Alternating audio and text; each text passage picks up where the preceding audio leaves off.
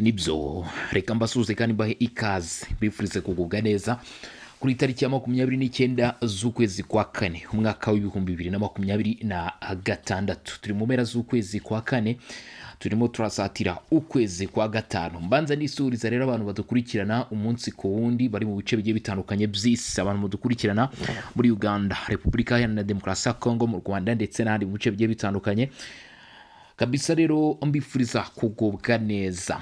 Ubu rero muri aya masaha tukaba tugiye kureba amakuru agezweho cyangwa se ibigezweho kugeza kuri uyu munota mu buryo bwiza kandi busobanutse, ari nako nkwibutsa ko tuza kunyarukira mu gihugu cy'u Burundi ngakubwira amakuru agezweho nibisa nka updates cyangwa se itangazo, ariko by'umwihariko turaza kunyuraho twibutsa cyane kubera ko aya makuru yacu agiye kwibanda ku bijyanye n'amasezerano akomeje gushyirwa imbere hagati ya leta ya Repubulika Iharanira Demokarasi ya Kongo ndetse na leta zunze ubumwe za Amerika, ibyo amaze kugeraho umusaruro wayo ndetse no kuba ashobora kugira ingaruka zikomeye cyane zirimo nko gusezererwa kw'abarwanyi ba FC23 mu birombe birimo Rubaya bari basanzwe bakuramo ubutunzi bwinshi cyane. Amahirwe menshi cyane nuko FC23 2027 cyangwa se mwaka wa 2027 bishoboka ko ibirombe bya Rubaya baraba batakibarizwa muri ibi bice. Ndakubwira ko kuri ubu ngubu leta ya Repubulika ya Demokarasi ya Kongo ku bufatanye na leta zunze ubumwe za Amerika ndetse bamaze gushyiraho ingabo zidasanzwe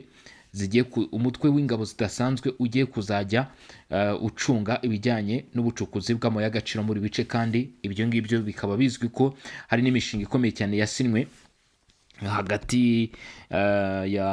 hagati ya leta zunze ubumwe za Amerika ndetse na Repubulika Iharanira Demokarasi ya Kongo. Turaza kwifashisha inyandiko z'umusesenguzi ku bijyanye na Repubulika Iharanira Demokarasi ya Kongo ku masezerano y'amahoro hagati ya Perezida w'u Rwanda Paul Kagame ndetse na Perezida Felix Tshisekedi, ndetse turaza kureba n'ingaruka zayo ku Bushinwa. Ni Profeseri Jason Stearns abagiye bakunda gusesenguzi bwe, mwigire hino cyangwa se mube hafi kugira ngo muze kumva uko byifashe. N'abatabikunda niba ushaka kumva amakuru kabisa, icyo bita amakuru cyangwa se update, wigire hino. Ndakomoza ku bijyanye n'umushinga ukomeye cyane wo gushyiraho umutwe udasanzwe ugomba kurinda ibirombe by'amabuye y'agaciro. Ni bande bagomba kuba mu by'ukuri bashyiraho izo ngabo? Ese watewe inkunga nande? Ko turi kumva ari kumvikanamo leta zunze ubumwe z'Abarabu, ko turi kumva abashinwa bari kwirukanwa. Ese ibyo biragira ingaruka ki ku barwanyi ba FC23 basanzwe bari mu burasirazuba bwa Kongo ndetse n'igihugu cy'u Rwanda gishinjwa kenshi gufasha abo barwanyi hano mu burasirazuba bwa Repubulika Iharanira Demokarasi ya Kongo? Niba wumva wungukiwe n'ayo makuru tuza kugenda tugarukaho cyangwa se tugiye kuba twakomozaho, kandi subscribe ni kuri iyo buto itukura kugira ngo ujye ubasha gukurikirana amakuru n'ibiganiro tugenda tubagezaho. Hanyuma kandi nanone ntuze kuba mu by'ukuri wakwibagirwa gukanda like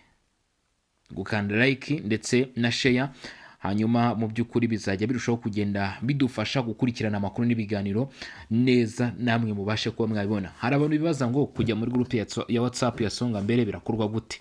Urajya hatangirwa ibitekerezo cyangwa se inyunganizi, urareba link twagushyiremo hejuru, urayikanda ubundi ahita ujya muri group ya WhatsApp. Cyitonderwa ku bantu bajya muri group ya WhatsApp nyuma bakaza kuvamo ntawe ubibasabye cyangwa se nabo bakuyemo, amahirwe yo gusubiramo abari gake cyane kubera ko bisaba kutwandikira, kandi ubwo ngubwo bizasaba ko ufite nimero yacu ya WhatsApp. Ngaho reka rero nkubwire ko nta gutinda tugiye kwinjira muri aya makuru kuri uyu munsi wa none tariki 29 nk'uko nakomeje kugenda mbigaruka cyangwa se mbivuga. Turahera rero ku makuru akomeye cyane mu Burundi, ni ibyo u Burundi bwashyize hanze bigomba kumenywa na buri umwe ari wese. Ni inkuru mu by'ukuri ikomeje kuba kimomo cyangwa se ikomeje gukwira hose, ariko ibi ngiye kubatangariza nibisa nk'itangazo.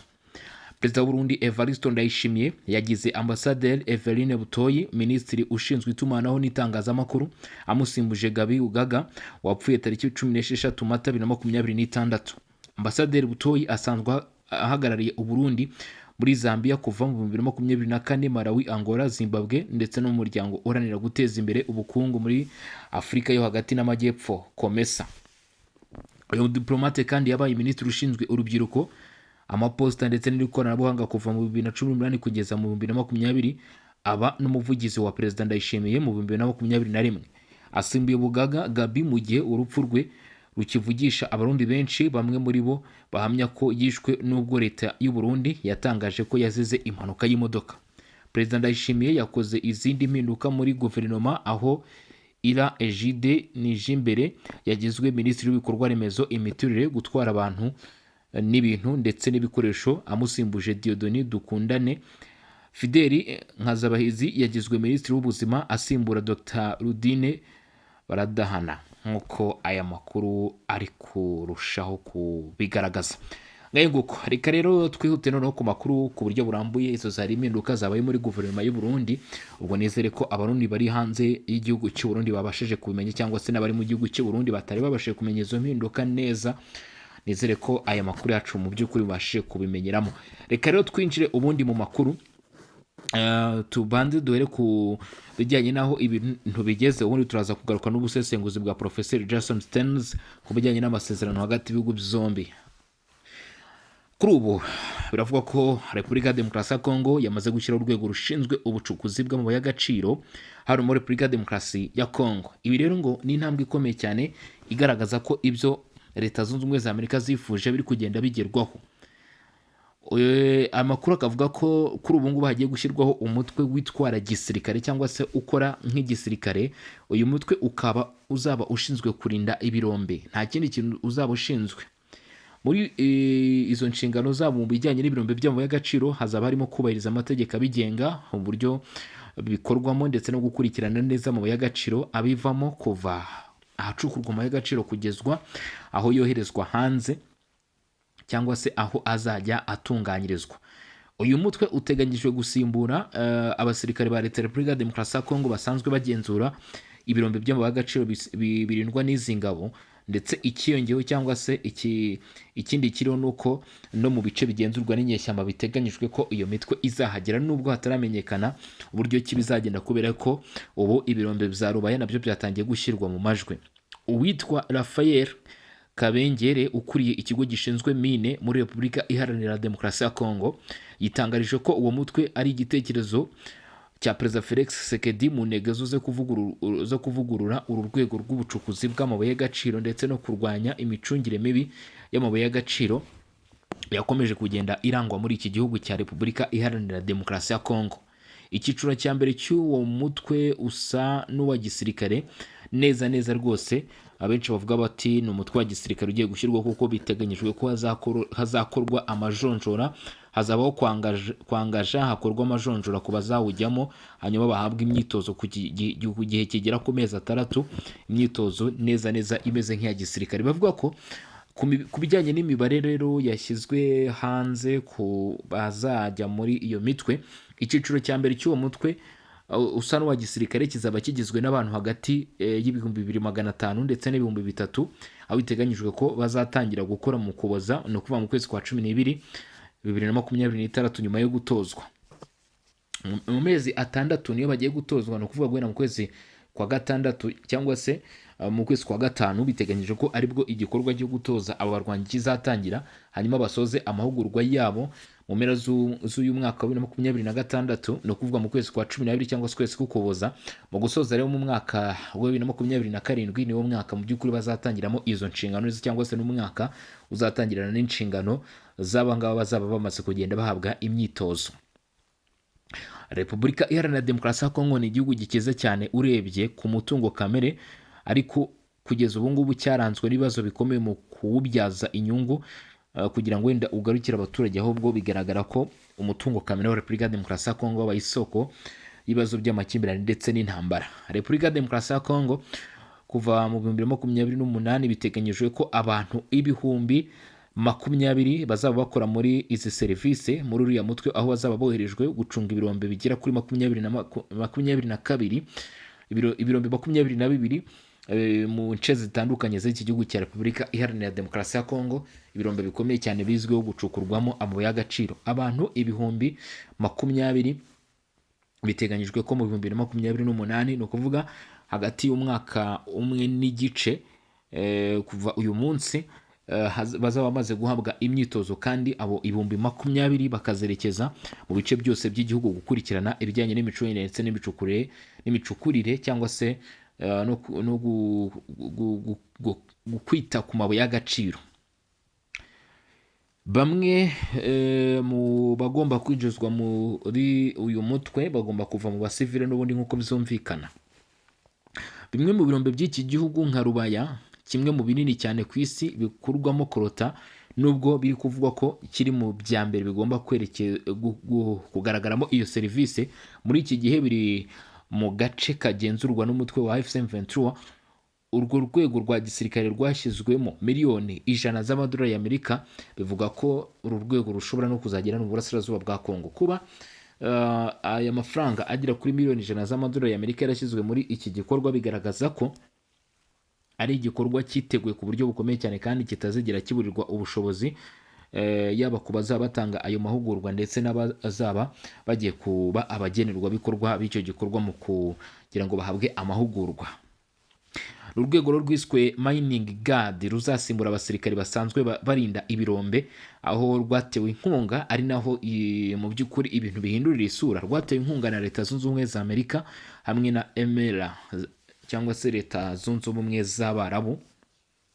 Ibi rero bigaragaza ko Ubushinwa bwari busanzwe buzwi muri ibi birombe by'amabuye y'agaciro bugiye kuba bwashyirwa hasi n'abandi bose bafite aho bahuriye nyine nabyo.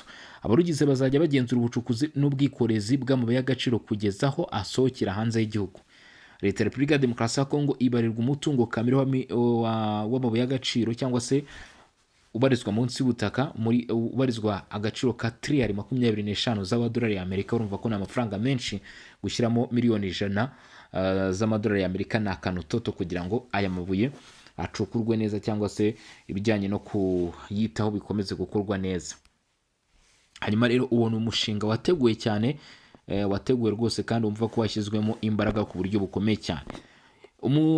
Umusesenguzi Professor Jason Stearns mu minsi yashize, no kuvuga ngo mu mwaka ushize 2025 yashyize hanze ubusesenguzi ku bijyanye n'amasezerano hagati y'u Rwanda, Repubulika ya Demokarasi ya Kongo ndetse na Leta Zunze Ubumwe za Amerika. Ariko ubwo yashyiraga hanze ubu busesenguzi yagarutse ku Bushinwa. Reka twumve icyo Professor Jason Stearns yaje kuvuga.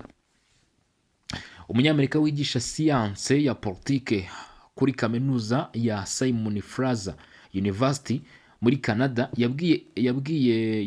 yavuze byinshi mu kiganiro Focus on Africa yagiranye na BBC cyo kuri televiziyo ya gahunda ya Amerika yo kugera ku mabuye y'agaciro ya Kongo ishobora guhatana mu by'ukuri n'Abashinwa mu by'ukuri, aho yavuze ko iyi gahunda yanatangiye kera. Nuvuga ngo hano muri kiganiro Focus on Africa yavuze ko Amerika kugira ngo igere ku mabuye y'agaciro hano muri Repubulika Iharanira Demokarasi ya Kongo izasabwa guhatana na Amerika.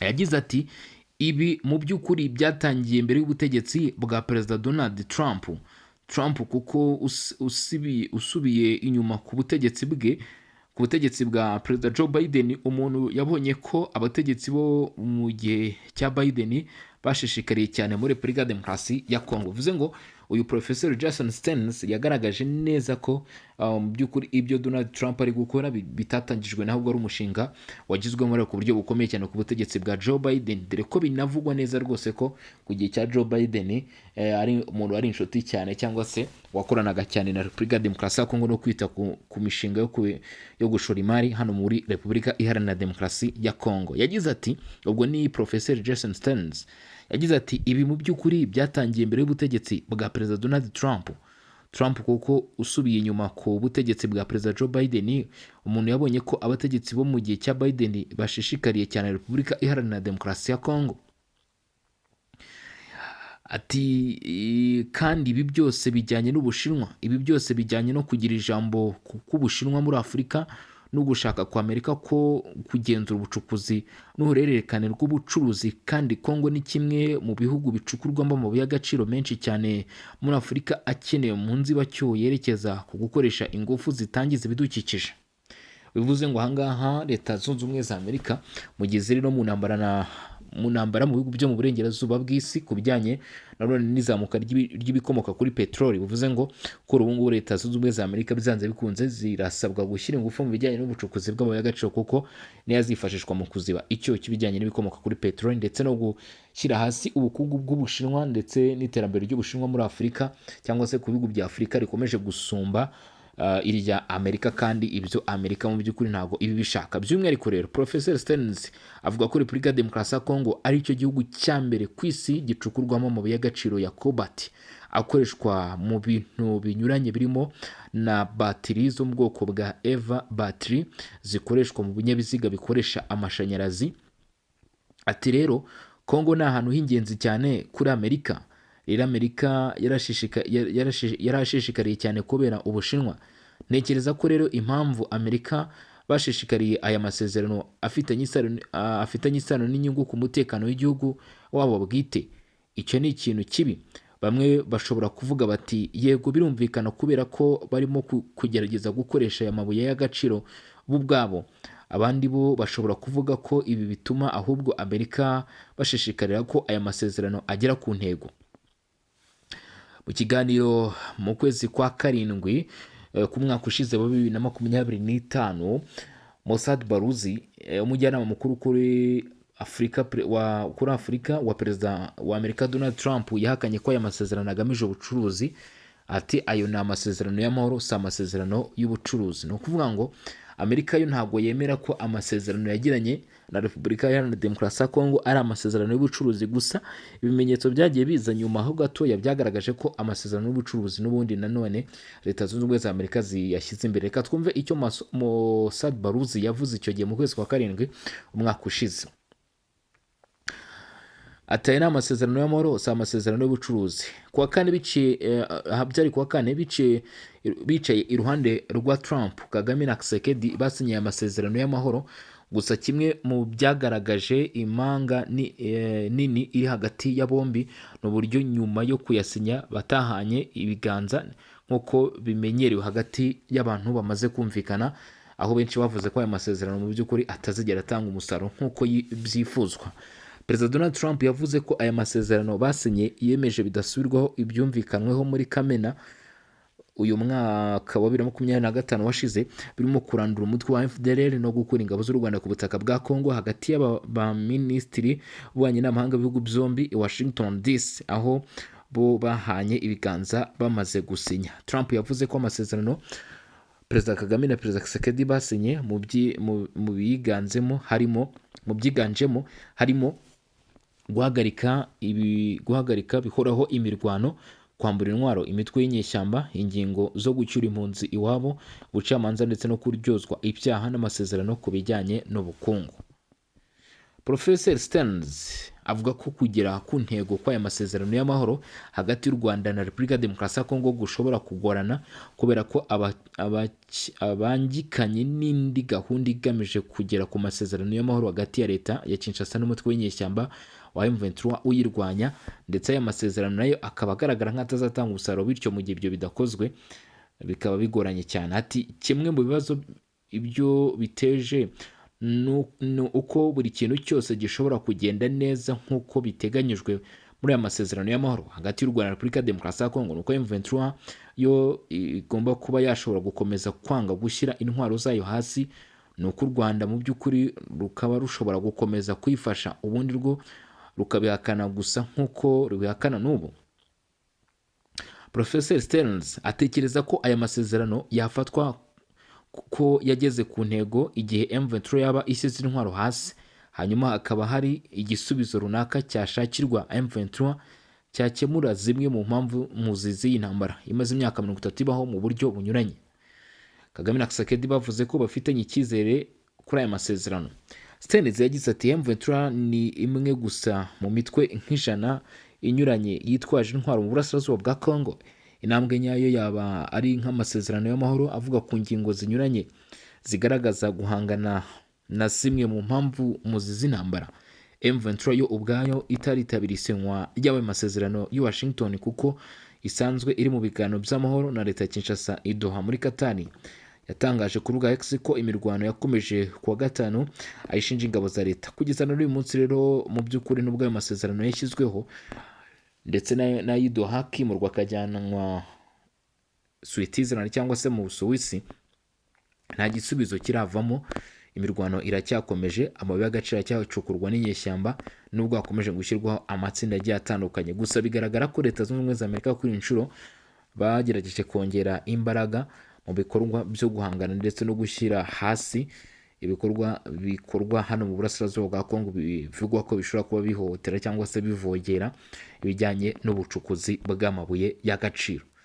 Ngaho nguko rero, reka mwese mwari mudukurikiranye aho muri mu bice bitandukanye, bashimire cyane kuri amakuru twagendaga dukomozaho n'ibidasanzwe byari bikomeje kugenda bivugwa. Turaza gusubira amasaha ari imbere mu kanya gatoya, nabwo turaba tubageza andi makuru akomeye cyane. Ntuze gucikwa cyangwa se ngo ujye kure, kubera ko aya makuru mu by'ukuri uraza gusabwa kuyakurikirana kugira ngo umenye aho ibintu biri kwerekeza ndetse n'uko ibintu byifashe hano mu karere ka Afurika y'ibiyaga bigari. Mugire ibihe byiza. Kuri mikoro na Bosco, iyi ni Region Info. Ciao ciao, hasta la vista.